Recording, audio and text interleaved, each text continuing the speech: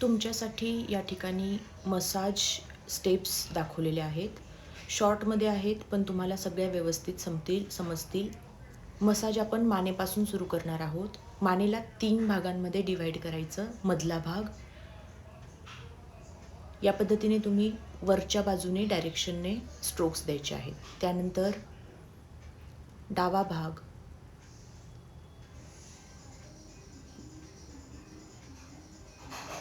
उजवा भाग.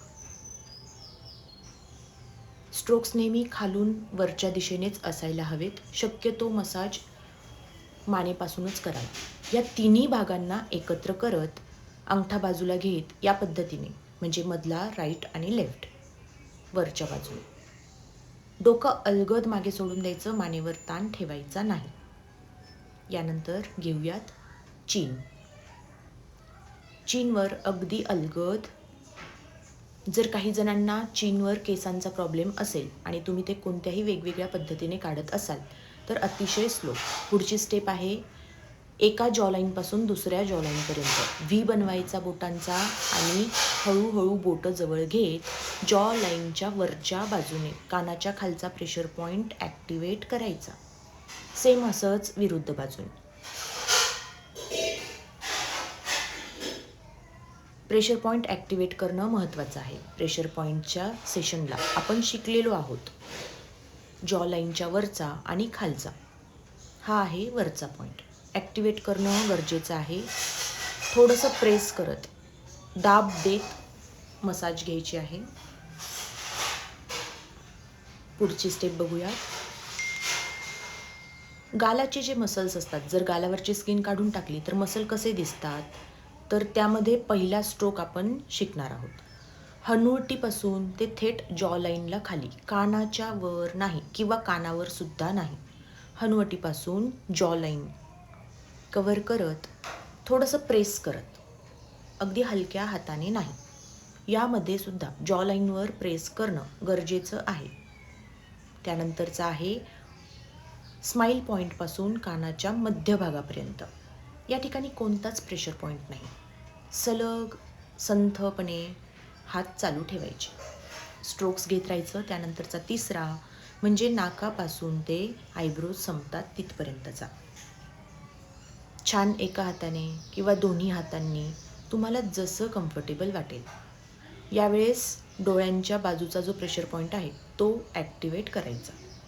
एका बाजूने झालं की मग दुसऱ्या बाजूने सेम तसंच. हनुवटीपासून जॉ लाईन, दुसऱ्या वेळेस स्माईल पॉईंटपासून कानाचा मध्यभाग आणि नाकापासून डोळ्यांच्या बाजूचे पॉईंट, आयब्रोज जिथे संपतात तिथले पॉईंट.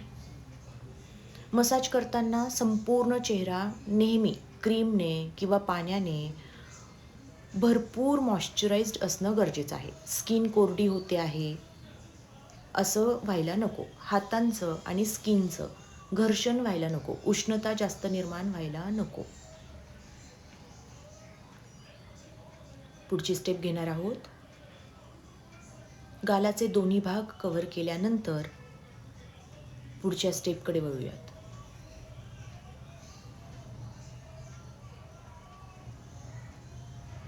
दोन्ही बोटांना एकत्र करून घ्यायचं. सायनस पॉईंट ॲक्टिवेट करत डायरेक्शन व्यवस्थित बघून घ्याल. नाकाचं हाड ज्या दिशेने वर असतं छान वर करून घ्या. लहान मुलांना जशी मसाज करतात त्या पद्धतीने छान प्रेस करत. त्यानंतर त्यामध्ये एक एक स्टेप ॲड करत आपण शिकलो होतो जसं 1 2 3 press press swipe press press.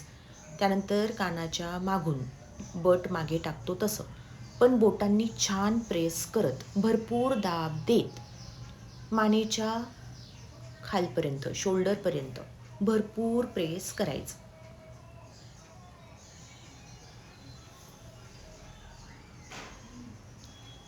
1 2 3 आयब्रोजच्या खालचा पॉईंट, सिंदूरच्या तिथला पॉईंट, कपाळावरून स्वाईप करत आयब्रोज संपतात तिथे. त्यानंतर कानाच्या बाजूचा आणि कानाच्या मागून थेट मानेपर्यंत.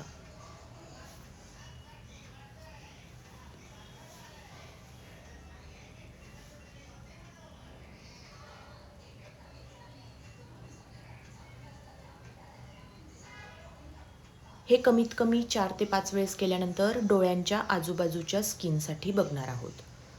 पहिले सगळ्यात छोटा सर्कल, ज्यामध्ये डोळे उघड-झाप करताना जी गुगुळांवर स्किन येते, ती छोटा सर्कल. दुसरा सर्कल म्हणजे आयब्रोजच्या खालचा भाग आणि डोळ्यांच्या खालचा भाग.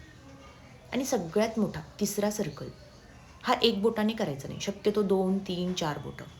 कपाळ म्हणजे फोरहेड आणि डोळ्याच्या आजूबाजूचा सगळा भाग कव्हर होतो. दिशा लक्षात घ्याल. यानंतर हातांच्या बोटांमध्ये थोडंसं अंतर ठेवून ते कपाळावर ठेवायचे. एकतर डोकं हलवा किंवा हात हलवा किंवा दोन्ही, तुम्हाला जसं कम्फर्टेबल वाटेल त्याप्रमाणे. या आपण अगदी बेसिक स्टेप्स घेत आहोत. अगदी रोज जरी तुम्ही या पद्धतीने मसाज केली तरी सुद्धा चालतं.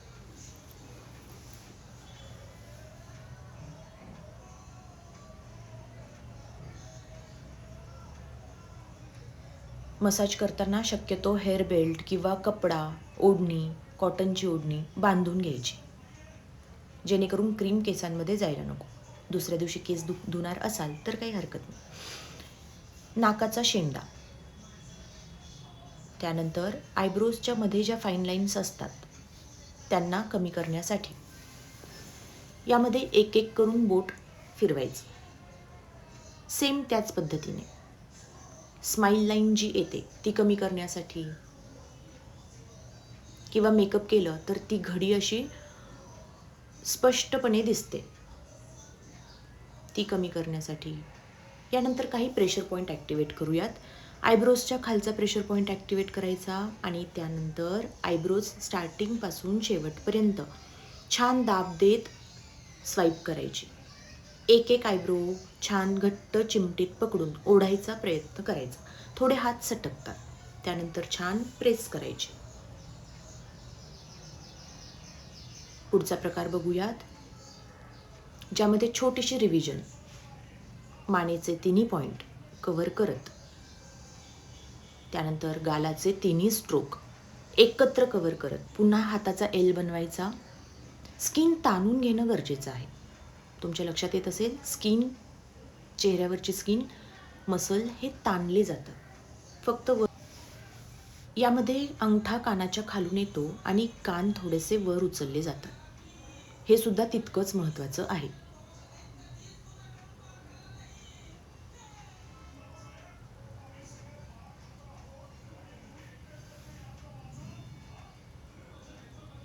यानंतर वरच्या बाजूने आपण गालांचे मसल घेतले ताणून की त्यानंतर कपाळाचे, फोरहेड आणि सगळे मसल छान लिफ्ट होते स्किन.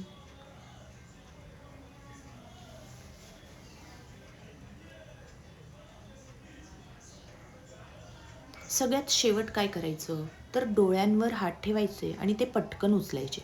असंच पूर्ण चेहऱ्याला सुद्धा करायचं आहे. पूर्ण चेहऱ्याला करताना संपूर्ण हात चेहऱ्यावर ठेवा किंवा डोळ्यांपर्यंत आणि कपाळावर सेपरेट. हे सुद्धा खूप महत्त्वाचं आहे. पुन्हा एकदा सांगते, ह्या खूप बेसिक स्टेप्स आहेत, सगळ्यात इफेक्टिव्ह आणि सोपं. टॅपिंग, फोरहेड टॅपिंग, त्यानंतर डोळ्यांना जिथे पफीनेस असतो, डार्क सर्कल असतात, एका बोटाने किंवा 2 बोटांनी, तुम्हाला जसं कम्फर्टेबल वाटेल. जितकं जास्त टॅपिंग कराल तितकं चांगलं. पण डोळ्याच्या आजूबाजूला टॅपिंग केल्यावर डोळे बंद करून कमीत कमी 5 मिनिट बसायचं आहे.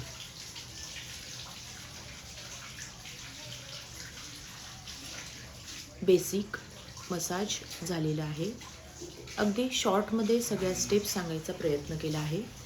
तुम्ही मध्ये मध्ये व्हिडिओ पॉज करून 5-5 वेळेस तुम्ही प्रत्येक स्टेप करू शकता. कमीत कमी 5 वेळेस, पण मला असं वाटतं की 25 वेळेस तरी प्रत्येक स्टेप रिपीट व्हायला हवी चांगल्या रिझल्ट्ससाठी. चला, थँक्यू. मी योग कल्याणी. फेस योगाच्या मसाज सेशनमध्ये जे शिकलो ते मी शॉर्टमध्ये सांगायचा प्रयत्न केला. थँक्यू.